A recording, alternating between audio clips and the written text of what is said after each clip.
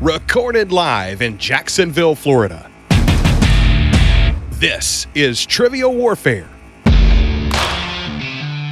More than just a pub quiz, Trivial Warfare is your gateway to a worldwide trivia community. Join your hosts, Jonathan. We just described Ric Flair as Neanderthal Man and Planet of the Apes. Chris. Yo, we going down to Sesame Street. That's your impression of hardcore rap? Carmela. That would irritate the hell out. I'm like, I just want my groceries. My ice cream is melting. Ben. 4 halogens in that list. Oh my God. You were like, it's not the halogens. I'm like, no, Ben, no. Those damn halogens got me again. And the rest of the Trivial Warfare Army for another week of fun and games. Now here's your host, Jonathan Oakes. Hello and welcome back to another episode of Trivial Warfare. We are the podcast that takes the pub quiz out of the pub and brings it home to you. My name is Jonathan and I am here today with Zahkia Mendoza. Hello, Zahkia. Hello, Jonathan. It's good to see you, my friend. It's good to see you. Your nice yellow shirt. My bright yellow shirt, yeah, and you're representing Detroit Death Squad basketball or something there. What is that? The Bad Boys. It's the old Bad Boys logo. Yeah, they have a skull and crossbones on the basketball. Mm-hmm. All right, well, that's very cool. So, Zahkia, we're going to have a great game today. We have David Abolafia with us today. Hey, David. Salutations. Salutations and good afternoon. We have Sara Wright with us. Hello, Sara. Hi, everybody. Hello, hello. And Mike Henretty is with us today. Hey, Mike. Hello, Jonathan. Hello, nurse. Channeling my inner Animaniacs, I guess. I want to get to know all of you a little bit better, so we'll start with David. David, tell everybody where you're from, what you do, and something fun about yourself. Hi, I'm David Abolafia, originally from Massapequa Park on Long Island, but now living in Sarasota, Florida. By day, I am a customer service agent and proofreader. By night, I am a trivia host and mystery writer. And something fun about myself, I went to a tech school in the 80s, so we often had cast members from the original Star Trek series come as guest lecturers at school. And so my freshman year, I went to see James Doohan speak. And it turned out that this was the night that I came down with my first ever migraine headache. And so I'm sitting in the lecture hall trying to listen to James Doohan, and my head is just ready to split open. And finally, I just can't take it anymore, and I get up and I run out of the room. Unbeknownst to me is that right before I left, someone had asked James Doohan the question, "Do you sing?" And I get up and run out of the room. James Doohan just watches me go, turns back to the audience and says, "Apparently he's heard me."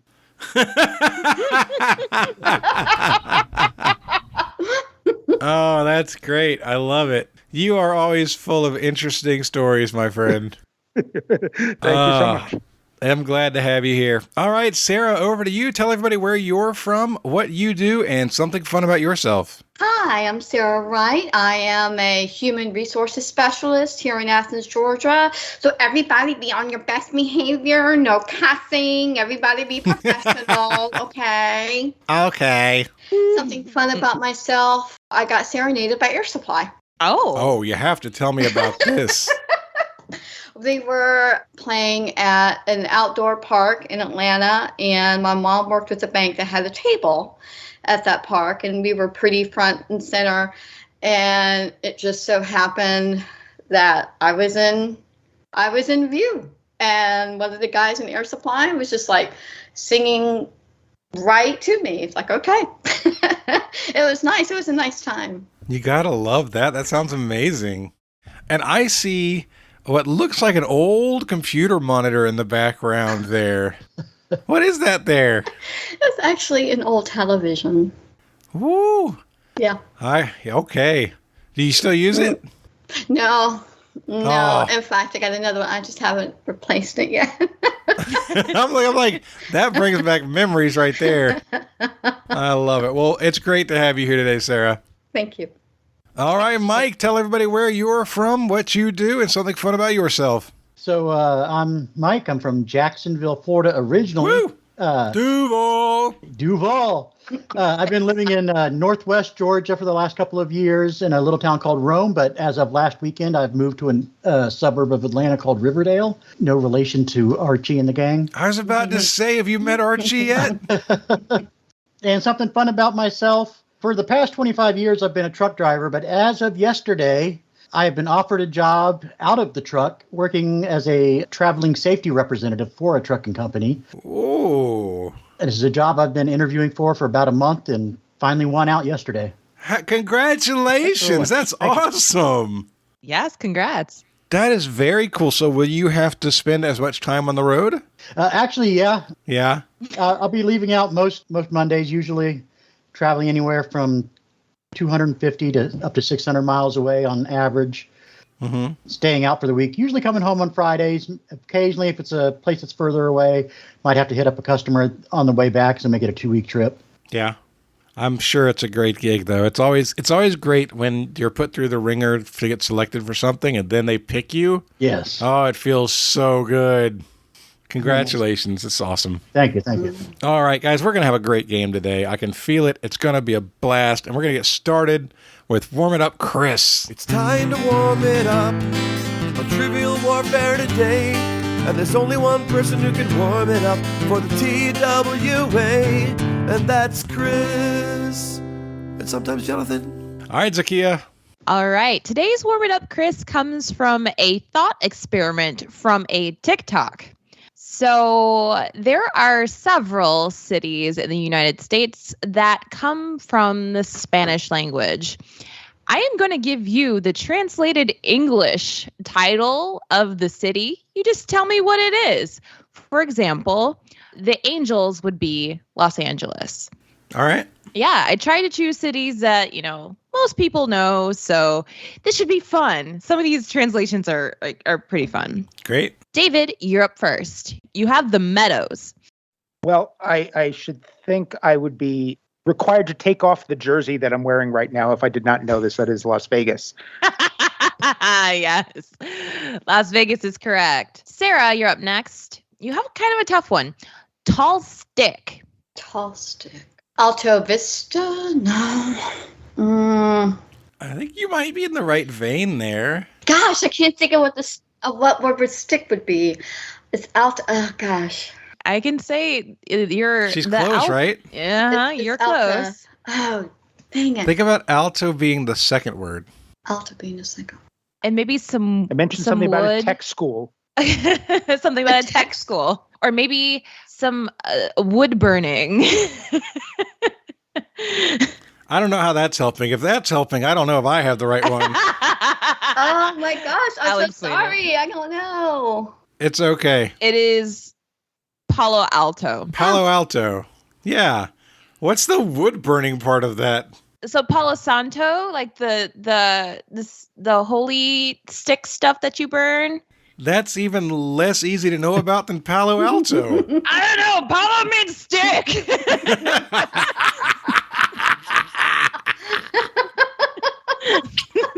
That's where we're going with it. All right. All right. Mike, you have Holy or Saint Cross?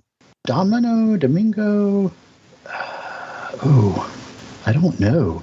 I'm not very up to date on my Spanish, not since high school. Santo Domingo?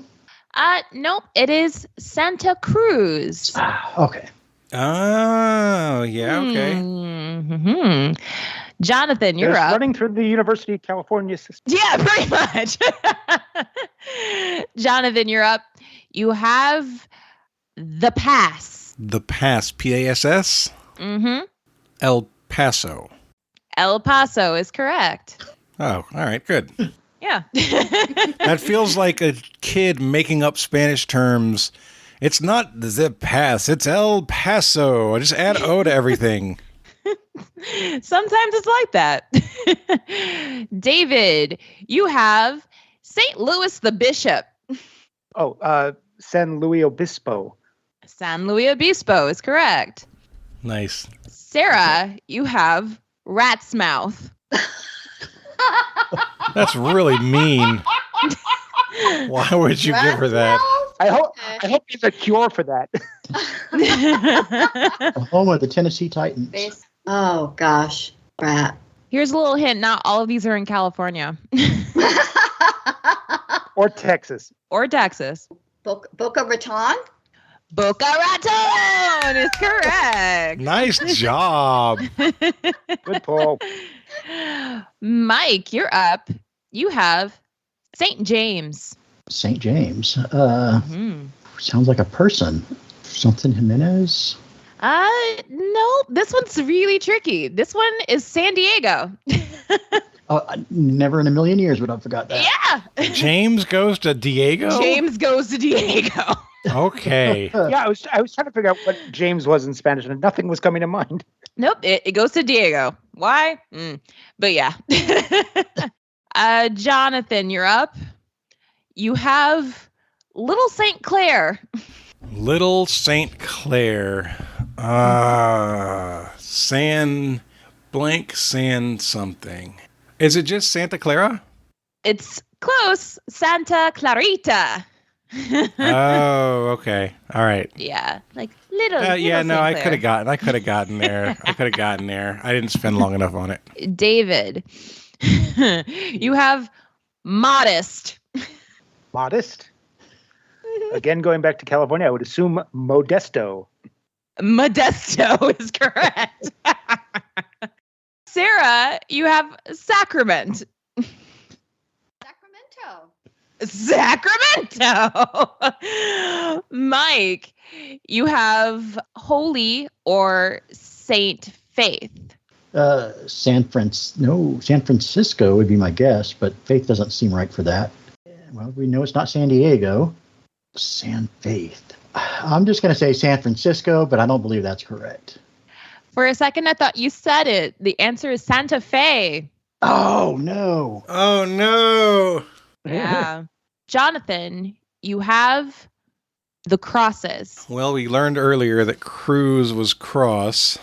So the crosses, the Angels was Los Angeles. So Los Cruces?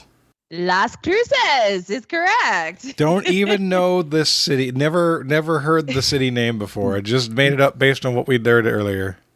It's in New Mexico.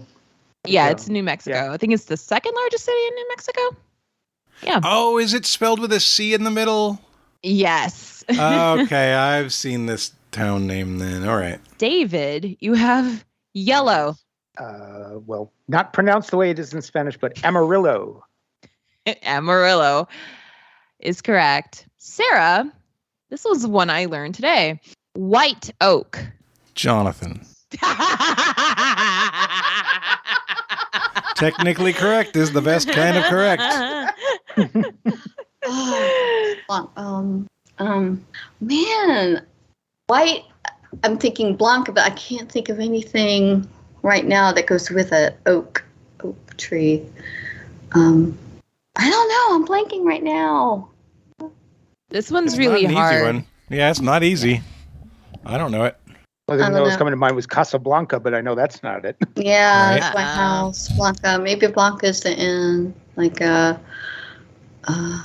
mean, is the Blanc, is that the no. French or is that the same as is Blanc also Spanish? So I will say Blanc is both Spanish and French, but the Okay. white here, it comes from like Old Spanish.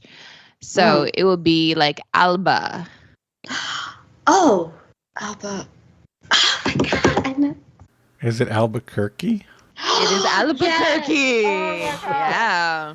What a weird one that is. Oh, wow. Yeah. Wow. Yeah, there's no way to get that one, Sarah. That one, don't feel bad at all. Yeah, that one's really, really hard. Mike. Unless you're using meth. Oh my goodness. If you happen to be like in Breaking Bad, of course. Mike, you have table. Table. Table. Wow. It's going to be some 5-syllable word. Yeah. Another hint, it's also a type of land formation. Mm-hmm. Plateau. No. You need a Spanish version of that. And I'm going to know it when I hear it, but I just... Oh, yeah. Is it also New Mexico? Or is it Arizona? Arizona. I think it's Arizona, yeah. Oh. Not Los Platos. You can phone a friend if you want. Yeah. Somebody out there help me. Is it Mesa? It is Mesa. Which I should know. I have family that lives in Mesa. You have family that lives in Table. All right, Jonathan. Here's another weird one related to trees. Ash tree. Ash tree. I don't know Spanish for tree, and I don't know Spanish for ash. Tree. It's another California one. Yeah, I was in California. It shouldn't be a sand, though, because there's no saint. I don't know, guys. Does anybody have an idea? I don't remember the Spanish for tree either. Is it Arbor? A-R-B-O-R? Something like that? Oh, man. You got any clues, Zahkia? So, other than California, which is full of these names? Yeah. Spanish for tree is arbol, but arbol is not in the name of this city at all. Okay. Why? Okay. This just might be just too tough. So I'll just hand it out. It is Fresno. Okay. Sure. Agreed. It is Fresno. All right. Here's the last round, guys. David, you have town. I will add on. This is a very specific type of town where. Pueblo. Yes. Pueblo is correct. Sarah, you have beautiful view. Buena Vista. That is true. And there is a Buena Vista somewhere. So I'm going to give that to you. But the one that I saw was Chula Vista. But yeah. Okay. That's close enough. Yeah, I'm going to rule you correct. Mike, you have salt. Just salt? Just salt. I really need to brush up on my Spanish. Need a town called Beer because I know that's cervezas. I vote that we all find a town, look out just some space and found it and name it Cervezas. I like that. Salinas? Salinas. Yeah. Oh. All right, Jonathan, you have the last one. Hidden. You got a state? California. Of course. But there's also a beach in Mexico that has a name similar to this. Baja? Nope, it is Escondido. No, I don't even know that word. So, hope you guys are lukewarm after that. Well, no, we did okay. It was only towards the end it got harder. Yeah. That's your warm it up Cristobal. You hold on, you're warming up who? Cristobal.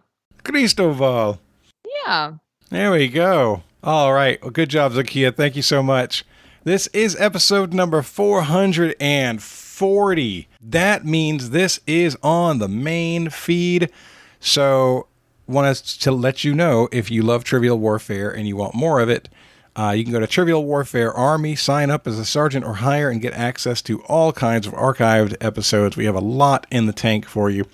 And I want to say thank you. Frankly, with the economy the way it is, with inflation the way it is, I think all podcasters are feeling it. I think all people who run their own businesses are feeling it. I think that everybody is feeling the pinch on their income. I think that it's more important now than ever to figure out where you're spending your money, where you're willing to spend your money. And the fact that so many of you choose to still support us and to engage with the show, I just want to say thank you. We don't get as many new patrons as we used to because of the way things are, and so I'm always really thrilled when somebody signs up new. It's like, wow, that's super meaningful, knowing where we are in the economy today. So I just want to say a heartfelt thank you to everyone who is a part of what we're doing here. You guys are awesome. We're going to have a great show today. So it is going to be Mike and David versus Sarah and Jonathan. Zahkia is hosting, and it's time to play the game. Players. Oh, yeah.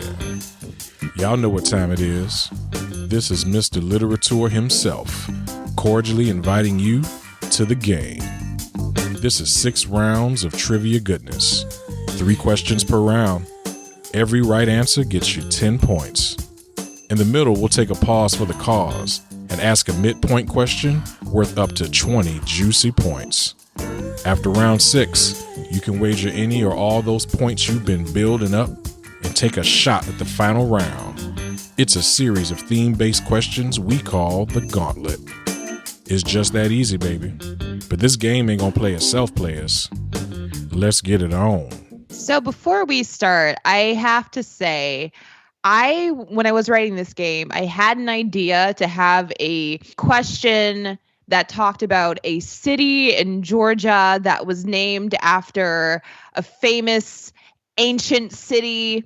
And the answer was going to be Rome, but I think it's interesting that we have someone from Athens, Georgia, and someone from Rome, Georgia on the call today. So I did include that question, but just know that I feel like there's some channeling happening, and this is going to be a very, very good game today. So let's kick it off with round 1, question 1. Your category, wellness activities. Anusara, Shivananda, Jivamukti, and Ashtanga Vinyasa are all brands or types of what activity? Could you say it again, please? Mm-hmm. Anusara, Shivananda, Jivamukti, and Ashtanga Vinyasa are all brands or types of what activity? You good to lock in with that, Michael? Yeah, I think so. Okay. All right, we're locked in. All right, a vinyasa sounds familiar. I think that's yoga. Yeah, I do believe that sounds like yoga as well. Then let's say yoga. Yeah. Mike and David, what did you say? Years ago, I met up with a guy that I knew in high school, and it turned out he was a yoga instructor, among other things. And he invited my wife and I to a class one night, neglected to tell us that it was an advanced class. And meanwhile, neither of my wife and I had ever done yoga before. So I went up to him after the class. I said, Dan, I might enjoy this if it doesn't kill me. But yes, we also went with yoga. Well, your correct answer is indeed yoga. Nice job. Sweet. I'm glad one of those things started to ring a bell. Yeah. Vinyasa is what usually rings the bell. Yeah, that was it for me. Round 1, question 2, your category, list of demands. What actress disclosed on Drew Barrymore's talk show that she has a clause in her contract that she cannot die in her movies? This actress actually did play characters that died, notably in 1996's Set It Off. But she realized that this cut her off from sequel opportunities. Though knowing this detail does spoil the ending to her movie, Last Holiday. Oh well, long may she reign.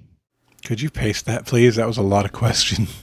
Absolutely. What's your confidence, Sarah? I am about 98%. Ooh, that's pretty confident. We're going to lock in. Based on her hints, yeah. Yeah, it's great. Yeah, I'm thinking the same thing, David. Thanks to autocorrect, I sent Michael Queen Latifah. Wait, what? It was going back to the warming up Chris, apparently. But yes, I have never seen either of the 2 movies that you mentioned, but I'm fairly certain Queen Latifah was in it. And that's what, Michael, if you have more. Yeah, I definitely saw Set It Off when it came out, and the clue there at the end kind of gives it away too. It's got to be Queen Latifah. Mm-hmm. All right. Sorry, that Queen Latina thing is making me crack up. I'm going to make sure my mother-in-law listens to this episode. Queen Latina. Jonathan and Sarah, what did you say? Oh, we said Queen Latifah as well. I remember her being in the movie Last Holiday and the hint, Long May She Reign. I was like, let's do it. It's Queen Latifah. All right. Your correct answer is indeed Queen Latifah. Nice job. Round 1, question 3. Your category, rolling on the river. Venetian gondolas used to rolling. All right. Venetian gondolas used to be painted a wide variety of colors until a 16th century mandate stated that they all must be painted this color to reduce competition and the flaunting of wealth. The tradition still stands to this day, but exceptions are made for special events like weddings or transporting political dignitaries. If you're okay with that answer, Michael, I've got meow meows. Okay, well, you win then. Meow! If you guys have meow meows, you locking in? So we're locked in. Yes. All right. All right, Sarah. I mean, Sarah. I've been to Venice. I feel like they're all black. Yeah. Yeah, I agree with that. I don't have anything else to go on, and I think they're black as well. All right, sounds good. Let's say black. Mike and David, you had meow meows. What did you have the meow meows on? Well, this is one I'm fairly certain I first encountered this like in a game of Trivial Pursuit 40 years ago. They are indeed black. So I had a little bit of hint in the category rolling, like the Rolling Stones paint it black. Black is your correct answer. Woo. Nice job.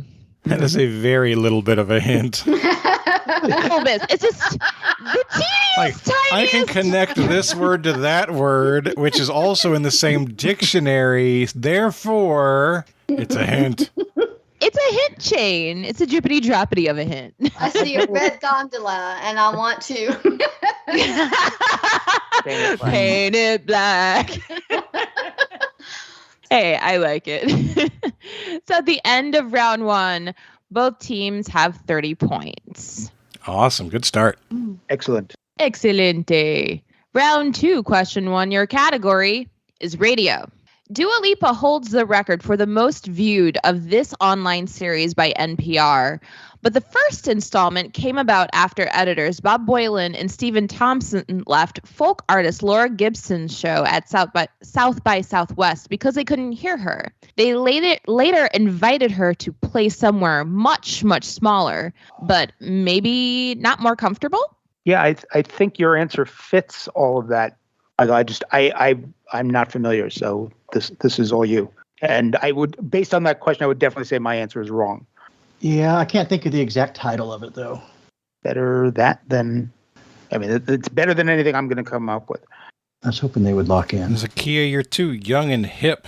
Need you to be I will old make and you musty like me. Oh. I mean, there's the whole oh Sherry bit from last time. I don't know. No. I'll just make you younger and hipper.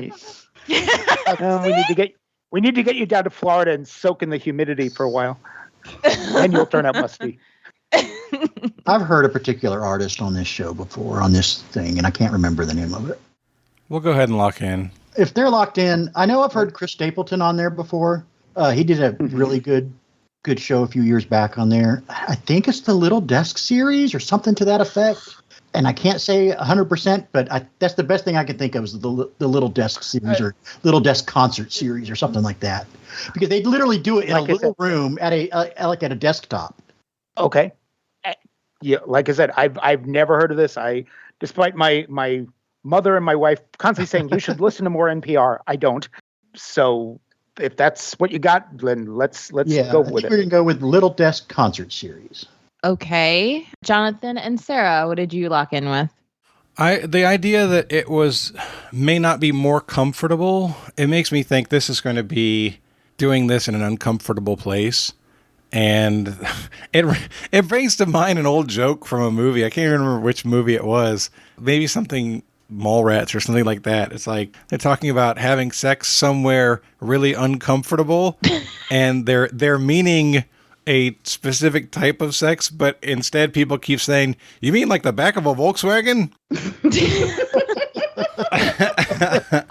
And so we made up the name of the backseat sessions.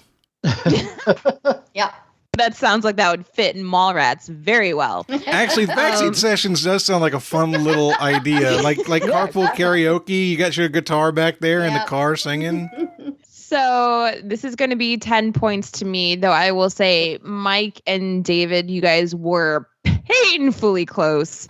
It is called the Tiny Desk series.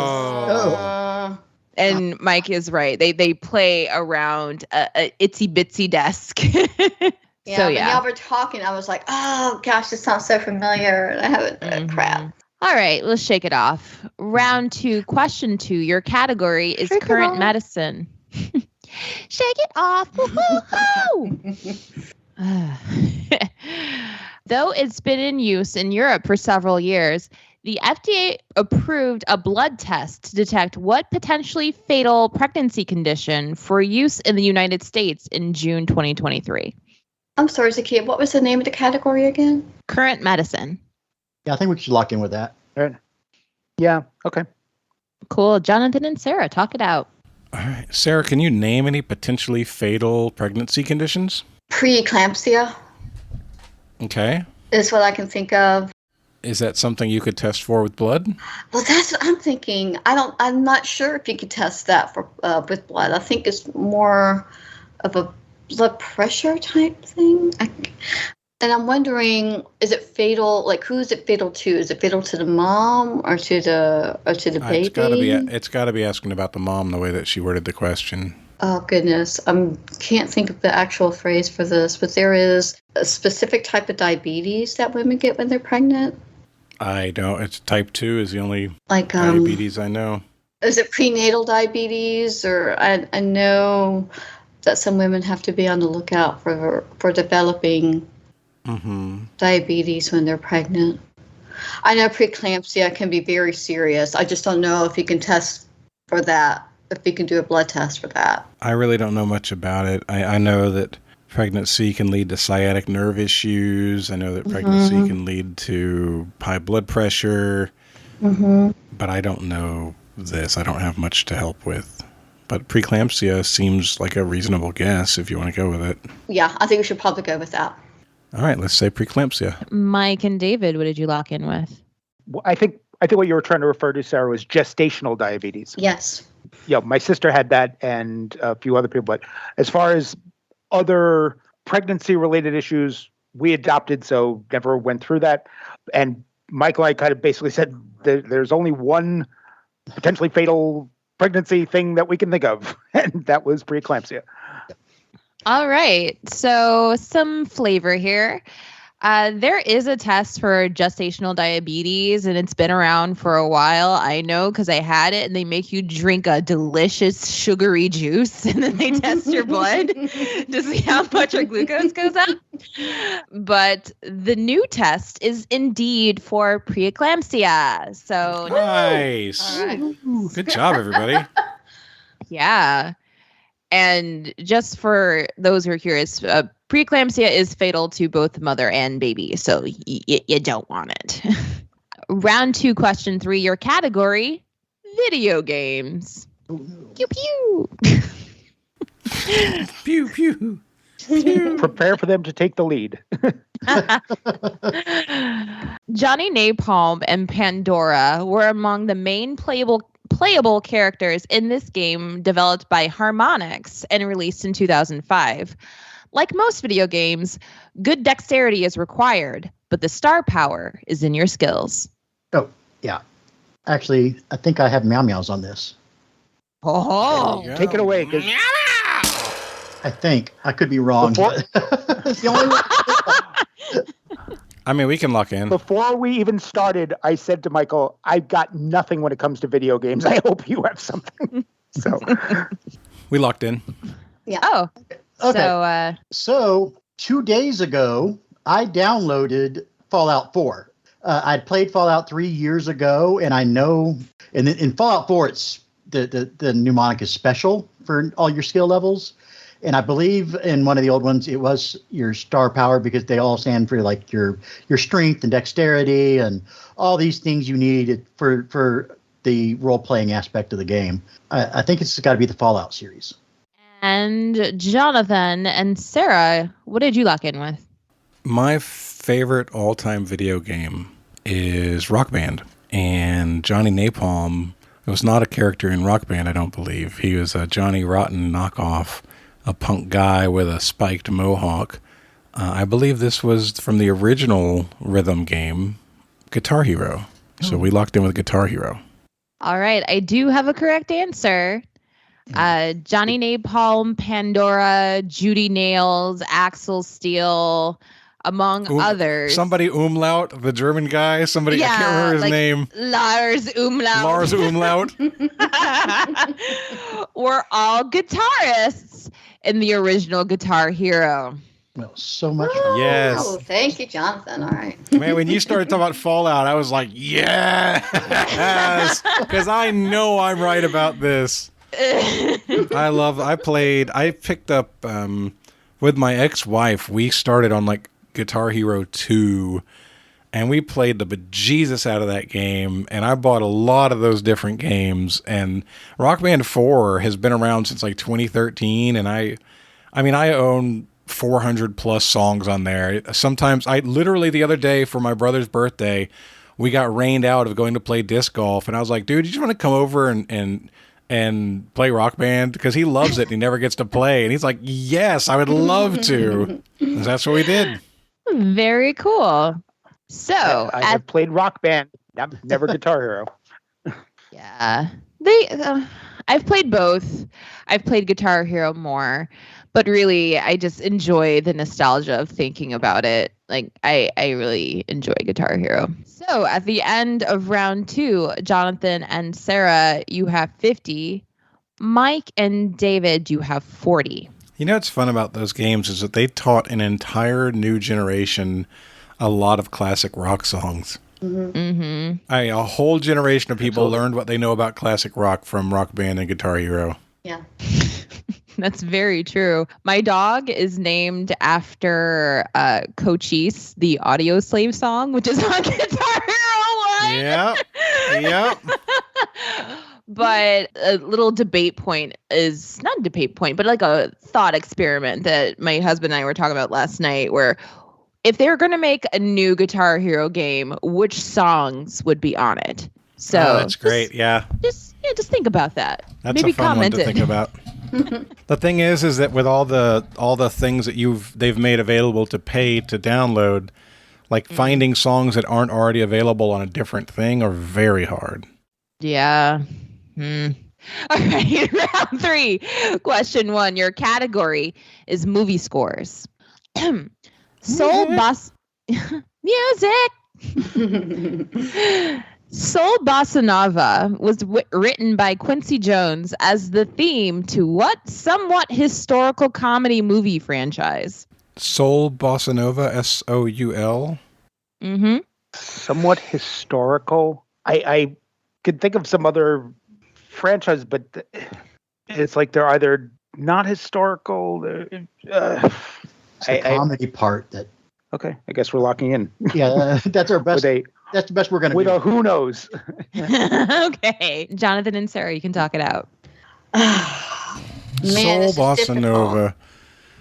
I mean, historical comedy franchise. Could we talk about like history of the world part? No, because it's not a franchise. Not really. I mean, there was one that was out in the movies, and then there's one, History of the World Part 2, which is out on Hulu. A historical movie. I mean, so not Back to the Future. Quincy Jones, typically associated with like Motown kind of stuff. Yeah. I mean, Bossa Nova is a Brazilian beat, which makes it seem not island, but South American or dancey. I have no idea. I'm not picking up the clues here. What was the category, Zahkia? Movie scores. Movie score. So, like, comedy movie franchises can be things like Scary Movie, or The Addams Family, or... What about Bill and Ted? Bill and Ted is a comedy movie franchise, but I don't think Soul Bossa Nova is going to be Quincy Jones in that movie. Yeah, I don't remember hearing anything like that. I hate to be stereotypical, but I think it would be something that featured a lot of black actors or actresses, like this, like a Motown driven, like that kind of thing, you know? Yeah. You know what? I understand. Maybe it is Shaft. You brought up Shaft earlier. It's not. I mean, I don't know what somewhat historic means. No, Shaft isn't comedy. I don't know the answer to that question. Oh my gosh, I know she's going to say it and we're going to be like, oh crap, of course it is. How about Austin Powers? Oh. That's fake history. It's comedy. It's a franchise. Yeah, and that little, yeah, the little. I was thinking, how about James Bond, but that's not comedy. And then it hit me, Austin Powers could fit some of these clues. Yeah, and it goes back to the 60s. Let's say Austin Powers. Yeah, we'll lock in. Okay, Mike and David, what did you say? So I think they might be right, David. Yeah, I think so too. As soon as, yeah, baby. I think as soon as I heard it, I went, oh crap. So we went with Bill and Ted mainly because it fits part of the clues. It's somewhat historical. It's the right time frame for Quincy Jones, really, when he was at his peak, really. But like Jonathan said, it just doesn't seem right for that kind of movie. So, but yeah, that's what we went with, was Bill and Ted. So I will break down the clues. So Jonathan, you were correct about bossa nova. It's Brazilian music. It's dancey, but it's heavily associated with the 60s. And there is a somewhat historical comedy movie franchise. In the openings of the movie, they're dancing. Quincy Jones is actually featured in the openings of one of these movies. And your correct answer is Austin Powers. Woo! Yeah, baby. Yeah. How in the world? That is one of my biggest pulling something out of nowhere answers I've ever had. I don't have any idea how we got that right. Michael, I think we just got shagged. That was unbelievable. I mean, sometimes Jonathan's gonna Jonathan, right? That was nuts. Round 3, question 2. Your category is sports. Sports. Thank you. Nicolas Mahut and John Eisner hold the world record for the longest matchup in what sport, lasting 11 hours across 3 days in 2010? Meow meow. I've definitely got meow meows. Oh, meow meow. Oh. Okay. Yes, we're locked in with that. Tennis is my guess, because I'm thinking one-on-one. I don't know if any. I'm not a big sports person. I'm not aware of any other like one-on-one sports like that. I mean, there's lots of one-on-one sports, but tennis is great as an answer because you can keep going back to to deuce. Mm-hmm. Like you get advantage, then you go back to deuce if they go back. So and so you could absolutely end up taking forever to get a single point in a single game. And in men's tennis, you have to win 3 out of 5 games or matches. I'm not sure which it is. There's the level of you have to win a match. I think you have to get 5 points, right. And to win a game, you have to win 3 matches. And every single point in a match can be forever if you play back and forth on a deuce. So I think tennis is actually a really good answer. I have no problem going with it. Okay. Want to lock that in? Yeah, we'll lock it in. Okay.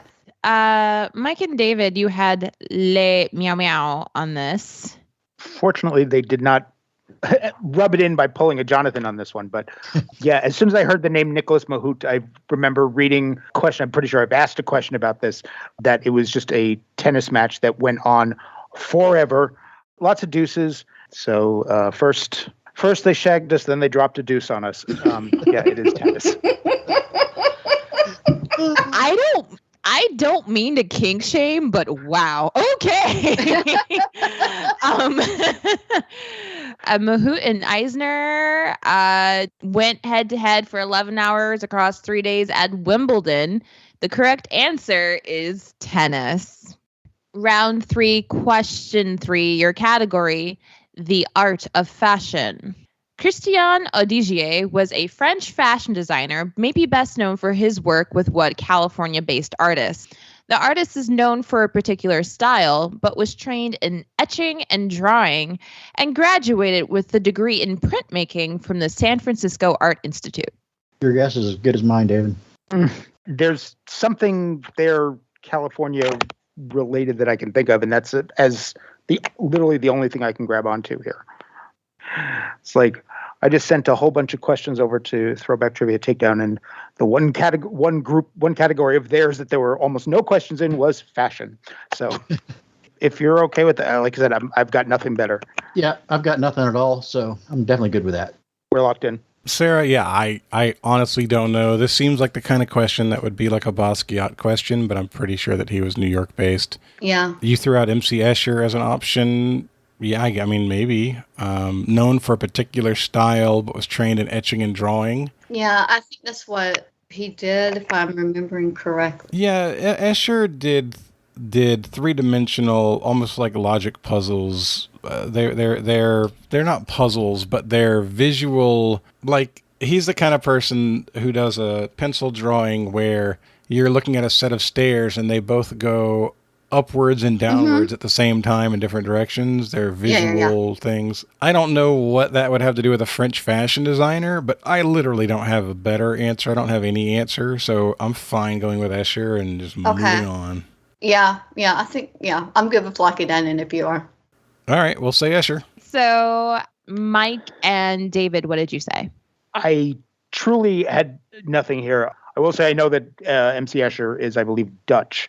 I tried to grab onto something, and with the California aspect of it, I also thought of Basquiat, Banksy, and Andy Warhol, and none of them were California-based. And so the only California thing I could think of is the Hopper painting Boulevard of Broken Dreams with like Marilyn Monroe and James Dean and things like that. So went with Hopper. This is 10 points to Zahkia, and I will let you know, I was trapped in 2005 when I was writing maybe this half of the game. So this artist is known for a particular style. The style is tattooing. He's a tattoo artist, but trained in etching and drawing, and the degree is in printmaking, very interested in Japanese printmaking, which influenced his style. The correct answer is Ed Hardy. Okay. I'm not an Ed Hardy guy. I don't know anything about the dude. I honestly, I don't even know if I know the name, but I maybe heard the name. I think that's probably a good thing. That's probably a good thing. Why? I mean, I thought that was I thought that was one of Chevy Chase's aliases in Fletch. So that was Ed Hardy. Sorry. No, Ed Hardy was just a very 2005. It was everywhere. You had these tattoo style shirts, and it's like very like everyone was trying to be cool in California, and then it immediately died out and became super gauche to be into Ed Hardy. Oh, so wow. Yeah, it just Zakia's world. I'm sorry. No, that's a good question. I'm sure that there's lots of people who are proud of their Ed Hardy sleeveless tees. See what the Army has to say about Ed Hardy when the episode comes out. So at the end of round 3, Jonathan and Sarah, you have 70. Mike and David, you have 50. So we are going into the midpoint. What 2005. I believe everyone mentioned in this midpoint was around in 2005, but I called it the Celebrity Chronic Conditions Tribond. Okay. All right. I have 4 sets of 3 celebrities that all share the same chronic condition. They can be physical conditions or mental conditions, but let's just see how we do. Let's have some fun with it. So all your right. first set, Nick Jonas, Halle Berry, and Bret Michaels. Your second set, Selma Blair, Christina Applegate, and Jamie Lynn Sigler. Your third set, Mariah Carey, Catherine Zeta-Jones, and Jean-Claude Van Damme. Your fourth set, Wendy Williams, Missy Elliott, and George H.W. Bush. Whoa. I don't like how this is going to go. Okay. I am not thrilled with my knowledge on this topic. Does a fear of broccoli count as a mental condition? All right, time, friends. I need answers. Okay, I guess we're locked in with that then. Okay, so the second one you said? Yeah, the second one. Okay. Sarah, you and I are going diabetes for 1. Yeah. We're going MS for 2. You want to go Crohn's for 4? Yes, I think so. Okay. And do you want to say celiac disease for 3? Sure. All right. Those are our guesses. All right. And Mike and David, what did you say? So we were pretty sure on the first 3, the first one being diabetes. The second one I know is definitely MS. And I'm almost positive in the third group that Catherine Zeta-Jones is definitely bipolar. I've seen her and Michael Douglas doing interviews together talking about it. So I based it on her. And the fourth one, we were back and forth. We really couldn't think of anything for sure. At first, we were thinking dyslexia. And then David brought up that he thought maybe that was George W. Bush. And we ended up going with Graves' disease. Which my son has, and we've dealt with it. So, I'm familiar with it. And as soon as I was thinking about that, I mean, he's sitting in the next room. Something somewhere said, yeah, thyroid, that sounds right. Because again, dyslexia with a president, it's got to be something that's not so, like, you wouldn't know that they have it off the bat, because then a bigger deal would have been made about it. Right. Like polio. Mm-hmm. Yeah. No, I'm kidding. But All right. when it's treated properly, and caught early and treated properly, great, you can live your life with Graves' disease without issue. Yeah. So what are our answers? So Nick Jonas, Halle Berry, and Bret Michaels are all diabetic. They all Good job, have Sarah. specifically type 1 diabetes, but they are all diabetic. Selma Blair, Christina Applegate, and Jamie Lynn Sigler all have MS, so multiple sclerosis was the correct answer there. Nice job. Mariah Carey, Catherine Zeta-Jones, and Jean-Claude Van Damme all have bipolar disorder. Nice job, Mike. Nice job, Yeah. Michael. Yeah, great job. And Wendy Williams, Missy Elliott, and George H.W. Bush all have Graves' disease. Oh, yeah. Wow. Look at y'all. Nice. That's Yeah. strong. That is very, very strong. So at the end of the midpoint, Jonathan and Sarah, you have 80. Mike and David, you have 70. 80 to 70. Yep. Wow. All right, that is the end of the first half. And before we get on to the second half, I want to let you know that today's show is sponsored by Every Plate. It is time to get more bang for your buck, and you can do that with America's best value meal kit. That's right, Every Plate is 25% cheaper than your grocery shopping for the same food. It is a better way to get food, and it comes pre-packaged, pre-portioned, ready for you to cook and ready for you to eat. Not only are they cheaper than groceries, but they're 50% cheaper than your average fast casual meal. And it's not this inflated cost like you get with other options for delivery, where there's a delivery fee and a tip. All of a sudden you're paying twice as much as you think you should for things. Not with Every Plate. Every Plate is the easiest way to eat affordably, and the preparation of the food is also one of the easiest ways to make dinner. There's lots of different options. There's lots of variety. They have 26 tasty and affordable recipes that change every single week, and you can choose which ones you want. They have a bunch of 15 minutes or less dinners. They have dinner to lunch dishes. They have sides, lunches, snacks. You can mix and match and make it work for yourself with Every Plate. I know that's a big win for me, because I'm almost never the person who wants to have whatever somebody's just going to give me. I want to work with it. I enjoy figuring out what I want, and that's what Every Plate lets me do.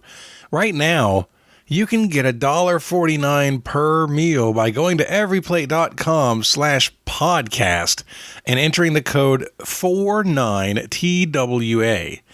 That's right. You can get started with Every Plate for just $1.49 a meal. Listen to that word. $1.49 a meal, y'all, by going to everyplate.com/the word podcast and entering code 49TWA. All right, let's get on with the second half of today's game. Let's get rolling. Round 4, question 1. Your category is snacks.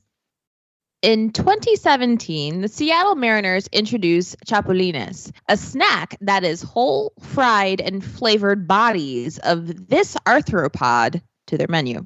It's the only thing that makes sense. Yeah, Michael. Yeah, I think we should lock in with that. We're locked in. This is just me trying to figure out what's an arthropod. Yeah, right. I'm not great at that kind of stuff either. I feel like an arthropod is something like a clam or a crab, maybe, or I don't know, the whole fried and flavored bodies of I think it has a shell, right? And it's not going to be lobster. It's a mariner. It's in Seattle. Clams Or mollusks is a family. Clams or scallops might not be bad. But fried scallops, fried clams, fried squid. Fried anything is always good. Fried mussels, maybe. Crabs. Would they be easy to eat at a ballpark? No. I mean, crab legs are something people eat, but not a whole crab. Gosh. I think this is going to end up being clams. Yeah. Fried clams is a food that is like on restaurants all over the place. I think. Yeah. And the whole thing is very small. Yeah. I'm with you on clams. I'm with you on. All right. Let's say clams. David and Mike, what did you say? So I'm pretty Michael sure. typed faster than I did. Yeah, I'm pretty sure arthropods are insects.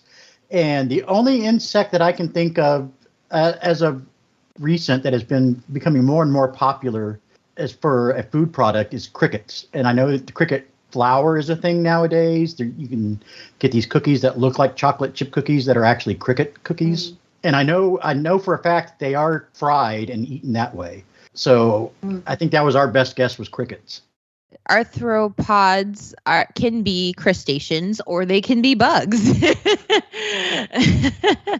But I actually, when I see your answer here, crickets, I had to go and look it up because the answer I was looking for is specifically grasshoppers. Oh. Chapulinas are grasshoppers, and I actually looked it up and say, are chapulinas grasshoppers or crickets? And it said grasshoppers, so I don't think I can give you the points on that one. But so close. Again, very close. This is another little desk situation. So close. But I've had chapulinas. They are very tasty. But yes. Do you eat like the little desks and shell? Do you like grasshoppers? Seem like they would be very crunchy and slice your tongue open. They are crunchy. I don't know how it's prepared where it's like it doesn't slice it's a your shell, mouth open. Right? You're eating the shell? Uh-huh. It's just there. The exoskeleton, rather? It's delicious. Oh my gosh. You're yummy. Okay. I've had snail, so I might eat a fried grasshopper. Why not? Bugs are not as creepy as we think. People eat like straight up fried like tarantulas in some parts of the world. So I'm not quite there yet, but maybe one day. Round 4, question 2. Your category is science. Science. What is the atomic symbol for the element that is not named for the legendary connector tree of Norse mythology, but instead a town in Sweden known as the largest single source of elemental discoveries in the world? Apologies to everybody listening if the sounds are coming through from outside. There is a ice cream truck driving by. Ooh. It's challenging because I know the big part of the question, like the part to get us there, but I just don't know what the answer is going to be. Yeah. I don't think I can come up with anything other than what you came up with. I guess we'll just go with with this one. Yeah. All right, we'll lock in. Yeah. Okay. Yeah. Let's start with this. I know that the discovery place in Sweden, there are like 4 elements that are named after it: yttrium, ytterbium, erbium, and I forget what the 4th one is. Then it becomes what is the tree. Right. And Oh, do we have the first half of this and you have the second half of this? I think the tree is something like Yggdrasil or so. I mean, it's been a while since I only saw the first Thor movie, so I don't remember the rest of it. So then it becomes a question of, because as I said, there's yttrium, which is, I believe, Y as the chemical symbol. And then there's ytterbium, which is YT.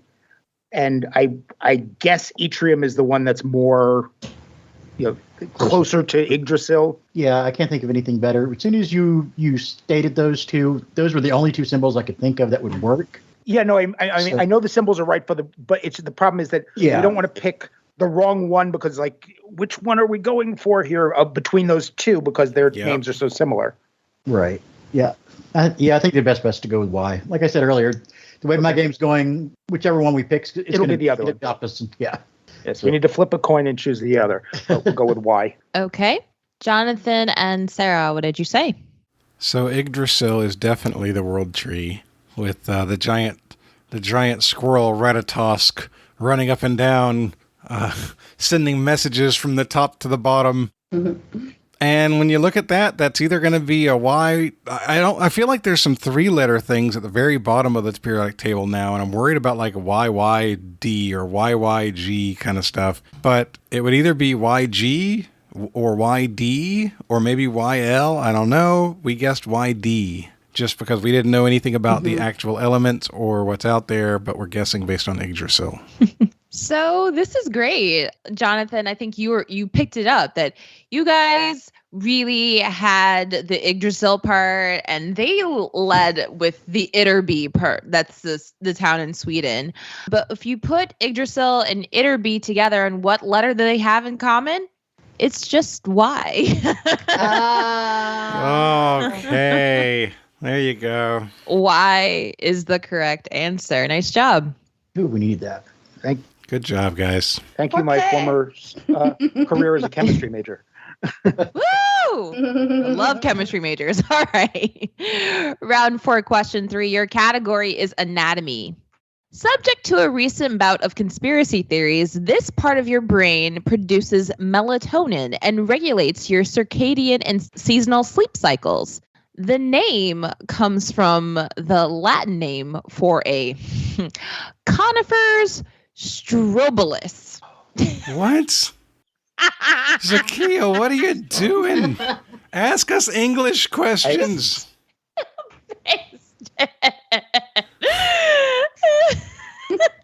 At first, I thought it was me, but now I think it is like you. That is the Latin. I promise it will make sense. I'm getting lots and lots of 3 dots, Michael. Yeah. I was thinking, it just clicked with me. I think you're right. I had to reread the question like 3 times to kind of understand the end of the question there real quick. So, you good with that? Yeah. All right. We'll lock in then. All right, Jonathan and Sarah, talk it out. I don't know how this relates to the Latin phrase, but I think the hypothalamus controls hormones. Okay. Honestly, I don't freaking know. Yeah. I named off some parts of the brain. I might be able to name off a few others, but if you think hypothalamus is something that sounds good, I'm fine with it. I really don't know. Okay. Wait, hold on. Zahkia, what was the category? Anatomy. Anatomy. All right. Anatomy. So, Sarah, subject to a recent bout of conspiracy theories. Yeah. Is there any conspiracy theories about people getting like implants in their brain or certain medicines like vaccines or something controlling people's brains with certain parts? Is there anything like that you can think of? Because it's current events to me, so I wouldn't know. But not in regards to controlling people's brains for vaccines. Well, just anything that has to do with the brain and conspiracy theories. I can't. I don't really follow conspiracy theories. I can't think of really anything. About 30 seconds left, guys. I'm fine with hypothalamus. I don't have anything. Yeah, I don't think I can think of anything else either. We could lock that in. Sure. So, Jonathan and Sarah, you say hypothalamus. Mike and David, what did you say?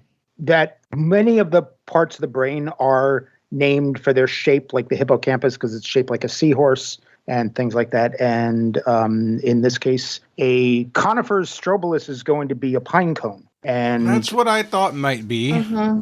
And so you didn't have to go too far from pine cone to the pineal gland.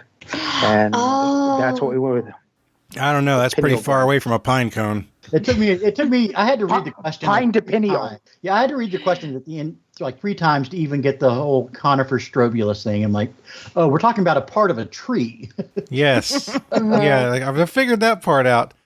No, it's not the letters that aren't too far apart, but an actual pine cone with a brain, that's very different. Yeah. So you guys picked up what I put down about the conifer's strobilus. It is indeed a pine cone. And the pineal gland or the pineal gland is shaped like a pine cone, and it does indeed secrete melatonin. The conspiracy theories about it, there's a bunch of them, like fluoride in the water that'll mess up your pineal gland, that you have like a third eye that's tied to your pineal gland, but that's actually for like amphibians, and they it's weird. But in humans, it helps with your sleep. So pineal gland is your correct answer. Nice job, Mike and David. Good pull. Oh, so at the end of round 4, Jonathan and Sarah, you have 80. Mike and David, you've pulled ahead with 90. You got a great round. Oh, yeah. I apologize in advance for round 5. We'll get through it. Oh, God.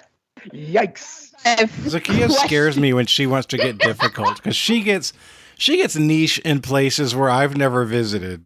Every day's a school day. What do you know? Round 5, question 1. Your category is song origin stories.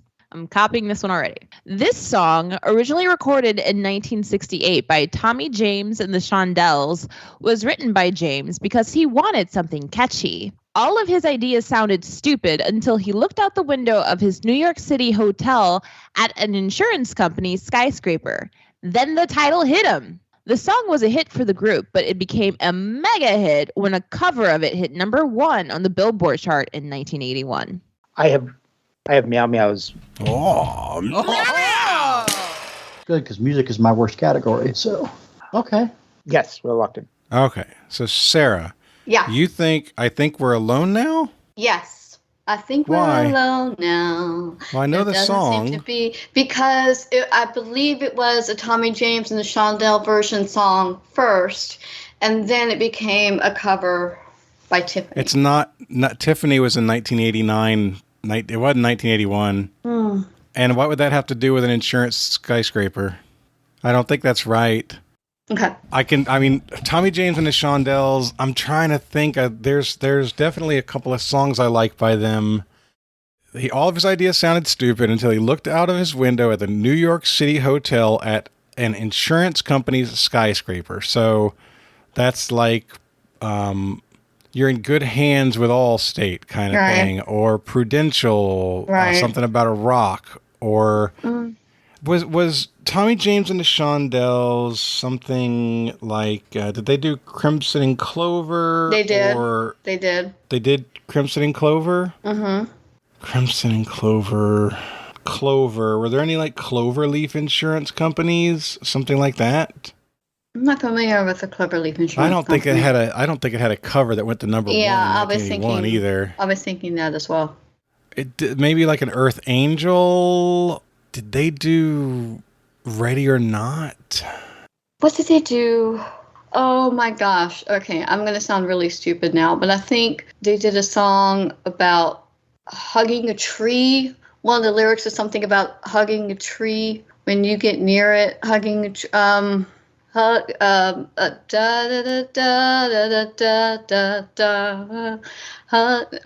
I feel the sun and the rain and the bright sunshine. Da da da da da. Oh, I feel the sun and the rain. Walking the line. Walking the line. That's not something the line. I think that's them as well. Oh my God. Blue Cross might have a skyscraper. Cigna might have a skyscraper. United might have a skyscraper. Holding the line. I mean, I Hold the Line is a Survivor song, but I don't think it was a cover. Holding the line. That's not right. Oh my God. I don't think Staying Alive? No. I think I know the song you're talking about. Yeah, but I don't know the name of the song though. Has a cover. No. Either. I can't believe we can't get there from the I can't believe we can't get there from the insurance company skyscraper here, you know? Like, what do you see? You see a rock? Like MetLife. Yeah, MetLife, sure. Got Charlie Brown from MetLife. Did they do like Rockin' Me Baby or something like that? Rockin' Me Baby. I don't know if Steve they did Miller that. Band. Steve did Miller they do Band. something about Charlie Brown? There was a Charlie Brown song. Mm-hmm. Charlie Brown, he's a clown, that Charlie Brown. He's going to go broke. Mm-hmm. He's going to get caught. Just you wait and see. Why is everybody always picking on me? Yeah. I don't remember that being Tommy James and the Shondells. Yeah, but I think that's more of a novelty song. Yeah. All right, guys, it's time. Oh, God. Good God. All right, do you want to go Crimson and Clover? Yeah, let's go Crimson and Clover. All right, we'll go Crimson and Clover. Mike and David, what did you say? Oh my God! Cliff right now. So Yeah, y'all are over just the topic. We're here just sitting idly. try not to respond or anything like that, because Crimson and Clover was done. It was Tommy James on the Shondells. It was redone as a cover by Joan Jett and the Blackhearts, but that's not it. I Think We're Alone Now was redone by Tiffany. And by the way, Hold the Line is Toto, not Survivor. Oh, my bad. But the song, what Tommy James looked out the window and saw was a insurance company they don't believe exists anymore. It was either Metropolitan or Mutual of New York, Mony. Here she comes now, No! say Mony. No. No. I had no idea that was Tommy James and the Shondells. No. And Billy Idol's version of it hit number one. Like, it flipped-flopped with the Tiffany song. Like, back-to-back weeks, there were two Tommy James covers that hit number one. Well, hold on. Tiffany was way later than 1981. There may have been another version of it. I don't know. The Billy Idol one was the same year as Tiffany. I don't know about 1981, though. Hang on. If this should have said 1989, that would have been a much different answer for us. I think it's 87, actually. So I Think We're Alone Now is like 87 for sure. Uh-huh. Mony, which is the answer I was looking for. Indeed. Hang on. Boop-boop-do-do-do. Billy Idol version. It's August 1981. Yeah, I think you're just remembering the date wrong, David. No. Okay. Or did it come back again? It came back again. Okay. There was another version that charted in 1987. Yeah, it was like a feature. That makes it much harder when there's another one 6 years later that wouldn't get you. I mean, we weren't close, but that does make it harder. Man. I think it was featured in a movie right around then. That didn't even came come to back. mind. Oh my gosh. Yeah, but David spelled it out. The Mutual of New York, Mony is Wow. the correct answer. I mean, that's really good knowledge out of you, dude. Wow. But Sarah, I will say that when I was doing some research for this thing, Tommy James said he wanted something that sounded catchy, like Sloopy. So I was like, when he said that, I'm like, oh, they're on the way. They're gonna get it. I will just say this. The one of the radio stations I listen to here in Sarasota, every Sunday morning between 8 and 12, they replay Casey Kasem's top 40 from the 80s. And he's constantly throwing in little tidbits like that. And when he talked about Mony, he said exactly, he had told that story. Wow. Yep. I learned that from working at an insurance company. Let's get into round 5, question 2. Your category is biopic fodder. And this question is in the first person. I already have it ready to be pasted in the chat because it's a long one. Oh, boy. It's okay. So, And did you say biopic as in film about a famous person? Is that yeah. what that says? Yeah, Okay, I mean, just wanted I guess I'll interpret the category as this person doesn't have a biopic, but I would like to watch it. That's what I mean by biopic fodder. Okay. I was born Janina Stronsky in Bethlehem in the British Mandate of Palestine in 1946, but you don't know me by that name. After appearing on Match Game, The Price is Right, and Press Your Luck in the late 70s and early 80s, I tried to break into showbiz by drumming in a rock band, then stand-up comedy, and even won the 1986 season of Star Search. My comedy career didn't take off, but I ended up hosting my namesake tabloid talk show from 1991 to 2003, but was sued after one of the guests murdered another. I've been mostly out of the public eye after the show ended, but you can catch me hosting a cooking show on YouTube. With confidence, Sarah? Like toot toots? 98 to 99% confidence. All right, here we go. We're locked in. That's where I was Thank going. God. Yeah, I'm a true crime fanatic. So, like, the big news the last couple of days has been them finally catching the list killer. But this, I remember this case because she brought a guy onto the show and told him he had somebody that was, in love with him, basically. And it turned out to be a man. And it really caught this guy off guard. He wasn't prepared for it. And he was really basically embarrassed about it. And it, like I said, it caused murder and kind of struck out in a way that he shouldn't have. But I'm almost 99.9% positive that was Sally Jesse Raphael. And the year sounds right because if she was born in 46, then she'd be 77 now. And so that sounds about right. All right. So you guys are locking in with Sally Jesse Raphael? Mm-hmm. All right. Jonathan and Sarah. Sarah, you had the meow meows on this one. Yeah. Meow. The story's the same. The flavor text is the same, but I believe the talk show host is actually Jenny Jones. All right. I do have a correct answer. Janina Stronsky is indeed Jenny Jones. Ooh. Sarah, that was huge. You did so good. Sally Jesse Raphael is another close answer, but no. They were on at the same time, too. They were. Yeah. And there's a great docuseries on, like, trash talk shows, like from National Geo or History Channel or something like that. They had all those people, Jerry Springer, Sally Jesse, and then Jenny Jones, all those people. Wow. R.I.P. Jerry Springer. Yeah. Yeah. That. Round 5, question 3. Your category is classical music. Which of Beethoven's symphonies is sometimes known as his choral symphony? The symphony was the first to incorporate vocal soloists and chorus into what had been an instrumental genre. And I am looking for the symphony number. Yeah, I'd say lock in with that because I've got some background on that, but I'm pretty sure that's right. It's certainly his most popular, most famous one, I think, too. Well, hang on, don't say anything. No, we locked in. Sorry. Okay. The choral symphony, Sarah, I don't know the answer, but a few numbers did jump into my head. 8, 9, and 13. Yeah. 9th is probably the one that jumped in my head first and maybe the strongest. 13th is probably the next most. I could go with either of those. If you just want me to pick one, I'd say 9th. Yeah, the same actually occurred to me for, no reason whatsoever other than I think it's after the 5th.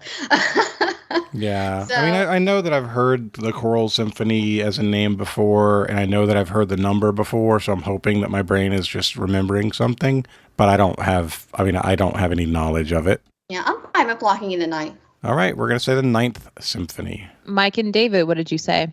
Well, It was the only one I could even think of, really. Is his most famous, I would say, it'd be the Ninth Symphony. His Fifth Symphony's got to be the most famous, right? Dun, dun, dun, dun. I've heard pieces of the third, the fifth, and the seventh in addition to the ninth, and there's no vocals in any of those. So, that led me to concur with Michael. And I performed parts of Beethoven's Ninth when I played in an orchestra. And did you sing? Nice. No, God, no. Did my Moni rendition not teach you anything I can't say? All right. Well, let's find out what the answer is. Beethoven's Ninth. Although I will say, Beethoven only did nine symphonies.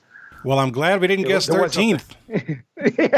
Yeah. So when it comes to Beethoven, you should really think in odd numbers. You have the third, which I think is the pastoral. 5, which is dun dun dun dun. 7 is my personal favorite, but it's most identified by like being in Mr. Holland's Opus and the King's Speech. And the 9th is the one with Ode to Joy, and the one with the big choral part. There you go. Well, good job by both teams. Boy, we got lucky there, Sarah. I mean, there was like just a connection way back in the back. Awesome. Very nice. So at the end of round 5, Jonathan and Sarah, you have 100. Mike and David, you have 110. Woo! Good game, y'all. No. Very good game. Let's get into round 6. Question 1, your category. Stage names. Mignona is the actual last name of what actor born in 1976? Mignona was scrapped by an agency, and he was told to use his middle name as his last name. He did so, as did his 2 younger brothers when they started their acting careers. All right, friends, it's answer time. Let's go with that one, Sarah. We don't have a great shot, but I think that's the best of the ones that we said. Okay. Okay, so we'll go ahead and lock in. If you want to go with that, Mike, I've got nothing, because I mean, that last name to me sounds Italian. I can't think of any Italian, at least not of that age, that then goes by a name that would be a middle name. I mean, the Hemsworths, there are 3 of them. Yeah, we're going to go with Hemsworth. It's just kind of a guess. And Jonathan and Sarah, what did you say? Yeah, our struggle was finding groups of 3, and I don't know that we accomplished it. But from an age perspective, we liked either like Ben Affleck or River Phoenix as the brother from 1976. We ended up going with Phoenix as a good middle name, and maybe there's a brother we couldn't think of. So this is 10 points to me, and I think the most frustrating part about being in the chats with you guys is when I can see that you talked about a correct answer and you don't give it. So I think the correct answer I saw come from Jonathan and Sarah's side. It is Lawrence. Joey Who are Lawrence. The Lawrence brothers? No. Joey Lawrence, Matthew Lawrence, and Andy Lawrence. I don't know these people. You didn't watch Blossom? I know Joey Lawrence. Whoa. I don't know the other 2. Whoa. And I didn't even know he was a brother. Yeah, his younger brother was in Mrs. Doubtfire and goodness. What's the Boy Meets World? And the youngest one was a voice actor. He did the main character on a show Recess, and they all had a show together. Oh, wow. So, yeah. The Lawrence brothers. Joey Lawrence is the correct answer. Oh. I don't feel bad. I was never coming up with that. Yeah. Honestly, I don't feel bad, and we had it as an option. It's like, who's the third one? I don't even know. Oh, my God. Well, I even came up with this question because I saw a clip of Joey Lawrence talking on the podcast. It's like, I think everybody knows this about me. I'm like, well, let's see if everyone knows this about you, Joey Lawrence. Turns out he really thinks highly of himself. All right, round 6, question 2. Your category is animals. Animal. Thank you. Love it. What is the more common name for the Vulpes zerda, the smallest animal in the canid family? Its distinctive coat and ears are both adaptations to its native North African desert habitat. I would say I've got meow meows, but whatever sound a canid makes, I've got that. Woof woofs. We're locked in. Canid is the dog. I think this might be a fennec fox. I don't know for sure that they're North African, but a fennec fox is very small and has very big ears. Oh, okay. Their ear is as big as their face. I think I'm kind of imagining what you're talking about. I think I've seen that. That makes sense to me. I'm okay with locking that in. Okay, we'll say fennec fox. Mike and David, with your canid sounds, what did you say? One of my wife and my favorite TV shows to watch is The Zoo on Animal Planet. And it basically goes backstage at the Bronx Zoo. And you get to see all them caring for the animals and the breeding programs. And I basically say the show is all breeding, treating, and feeding. That's all it is, of different animals. But one of the director of the zoo, his wife is in charge of their ambassador program, and she has a fennec that lives in her office. And I don't remember his name, but he is cute. I've encountered one of these because at a pet expo in Connecticut, somebody had one in a cage. And they're very cute. But yeah, fennec is 100%, and they are North African.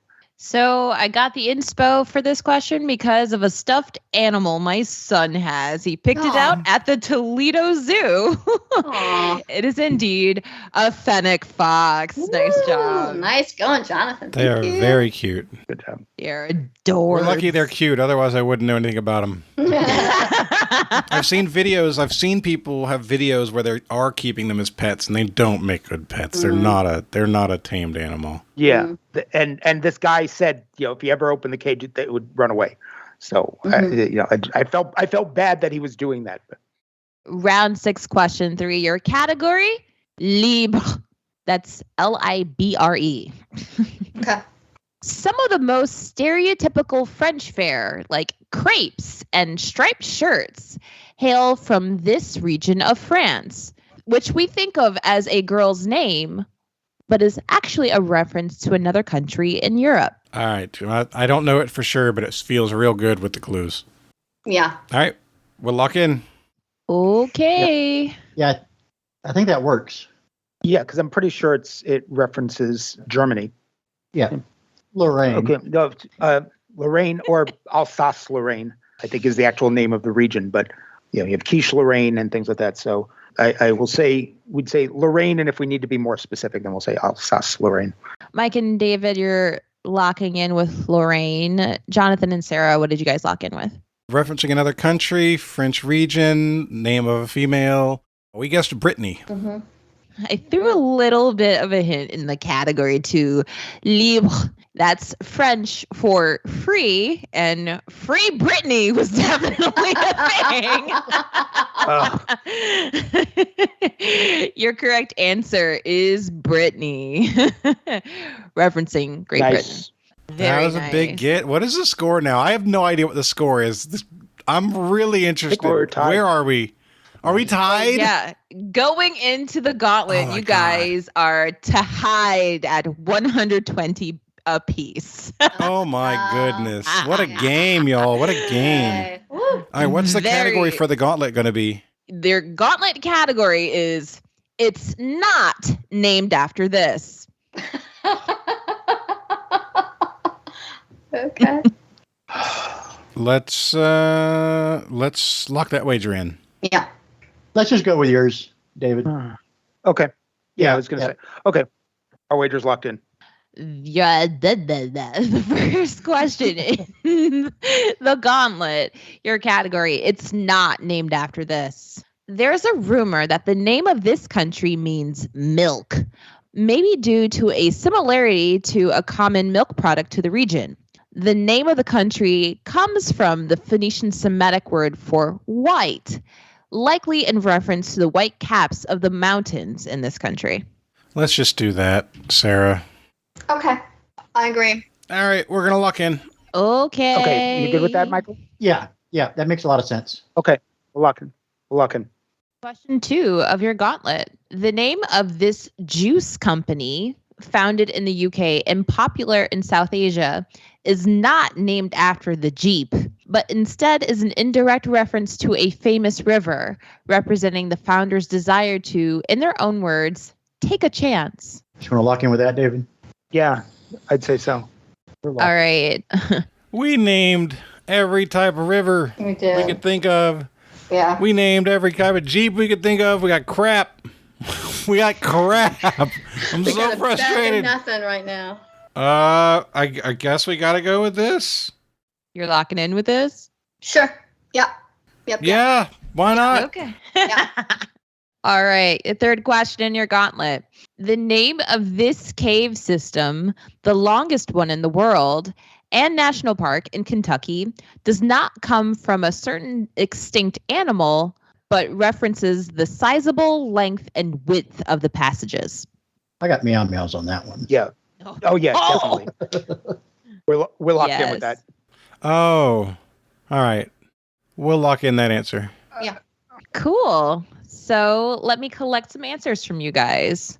The milky, or rumored to be milky country, but the name comes from a Phoenician Semitic word for white. Jonathan and Sarah, what did you say? Oh, we had no idea. Literally. I mean, we had like, bupkis. what? If we had bup and kiss, we'd have two things, but we didn't. We just had bupkis. Europe. We had no idea. We ended up saying Andorra. And Mike and David, what did you say? So my first guess was Switzerland, thinking maybe Swiss cheese, but David had a much better answer, and he came up with Kurdistan, thinking milk curd might be what the clue was referencing there. So he came up with Kurdistan. Cool. The juice company that also is the river and Jeep. Mike and David, what did you say? Well, we threw out some Jeep brands, and we ended up locking in with Renegade because I can see about taking a chance. But after the fact, I thought about if it's an indirect reference to a river. Renegade is the name of a song by Styx, and Styx is a river. Oh. So Jonathan and Sarah, what did you say? We named a lot of rivers. Yep. Didn't get crap from it, but we named a bunch. We named not a lot of Jeeps. We don't know our Jeep brands very well. Yeah. And it sounded like the river was an indirect reference. So if the Jeep was a more direct reference, we needed to go with a Jeep name. So we went with the juice company Wrangler. Yep. Very famous Wrangler juice. Yes, and jeans and Jeep. Jeeps, Right. juice, jeans, Wrangler, baby. Let's go. Oh my god. Jeeps, juices, and jeans. I love it. Oh my God. there's the show title. That might be. Yep, Jeeps, juices, and jeans. Third category of the gauntlet, the cave system, not named for the extinct animal, but for its sizable length and width of passages. Mike and David, what did you say? So it took the entire game to get me to a question that I actually knew with 100% was the answer. Mainly because I've driven by it a million times as a truck driver, and it's Mammoth Caves. All right. And Jonathan and Sarah, what did you say? We also said Mammoth Caves. Okay. Let's reveal our answers. All right. These are going to be interesting. Yeah. Oh god. I've got to know the answers to these. All right, Zahkia, you're going to educate us here, I have a feeling. So I'll start with what we agreed on, or you guys agreed on. The name of the cave system longest in the world in Kentucky is indeed Mammoth Caves. Nice job. Let's jump to the first one. The country that name means white. They thought maybe it's a reference to milk. Mike and David, in your chat, you picked up that it's Phoenician Semitic, and that really kind of guides you to a certain part of the world. I wanted that to take you to the Middle East. The milk product is called Laban. Sometimes it's called Lubna. Lebanon. The correct answer is Lebanon. Yeah, Lubna is like a yogurt cheese, delicious. Yum, It sounds like a fun way to make a eating sound, like Lubna, Lubna, Lubna. Nom, nom, nom, nom, nom. It's delicious. And let's get into number 2, the juice company that's popular in South Asia. You mean Wrangler? It is. It's not Juice's Jeans and Jeeps. It's more like Juice's Jeans and Julius. The river and the Jeep model is the Rubicon. The Rubicon. Oh, shoot. Shoot. I've heard of a Jeep Rubicon. Crossing the Rubicon, taking a chance on building an empire. Okay. Yeah. Okay. Yeah. So Rubicon was your correct answer. So this is going to come down to wagers in a negative way. It's a matter of who wagered less. Yes. Let's go with Mike and David first. Mike and David, what did you wager? Well, Mike said all but one. And I said, no, given when you're tied, it's kind of an all or nothing proposition. And I was feeling good about the category until I started the questions. I don't remember the last rock, paper, scissors that we've had. So I said, let's go for it. And we bet the 120. Okay. And Jonathan and Sarah, what did you wager? Well, we wagered what winners wager, which is big fat nothing. We were not confident. In fact, we were very confident that we would not get all 3 answers right. So there was absolutely no reason to bet anything. We bet 0. We will finish with a score of 120 to 0. Congratulations, Jonathan and Sarah. Yes. Oh, good job, Sarah. I'm now 0 for Thank 3. y'all. Oh, Mike, I'm sorry. Oh, it was a really good game, though. Going in 120 to 120. That's the way you like it right there. Yeah, dead heat. That's awesome. Well, before we go, we like to give everybody a chance to do shout-outs and promote causes that they care about. Sarah, you're on the winning team, so we're going to start with you. Well, I like to just shout out my husband, my family, who I'm all going to make listen to this in a couple of weeks or so. And Yay. I just want to say, I'm just going to copy Lester Holt and say, everybody, just be kind to yourself and each other. All right, very good. Mike, we'll go to you next. I'm going to go to my usual sign off for the show. As far as the cause goes, adopt, don't shop. We love our dogs, cats, all that stuff. There's plenty of them out there that need good homes. So, unless there's a need, obviously, adopt, don't shop. And I end everything with F the Titans, go Jags, Duval! I'll take it. Mike's been repping his Jacksonville Jaguars Trevor Lawrence jersey the whole recording here, so I'm down with it, baby. All right, and David, we'll finish off with you. Well, you clearly can't see the face that I'm making. Given that last November, I was at the Raiders-Jaguars game and watched that extremely painful experience.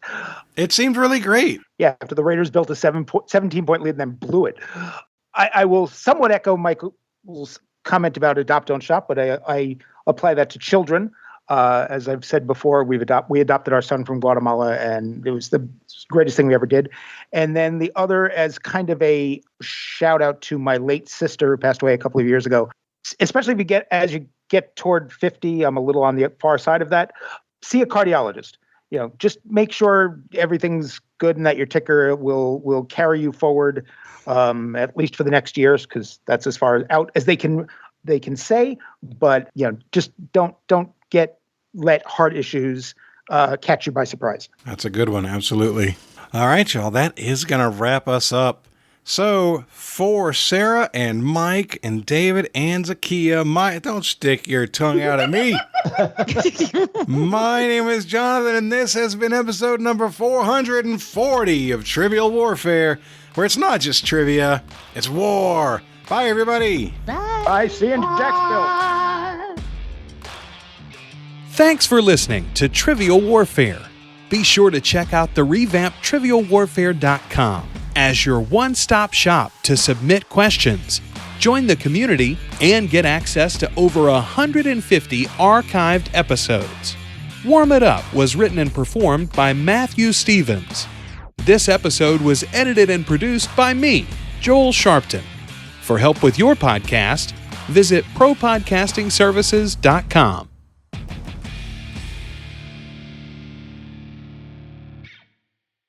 They say that using your brain burns calories, but I don't believe them because I should be as skinny as a rail if that's true. My goodness.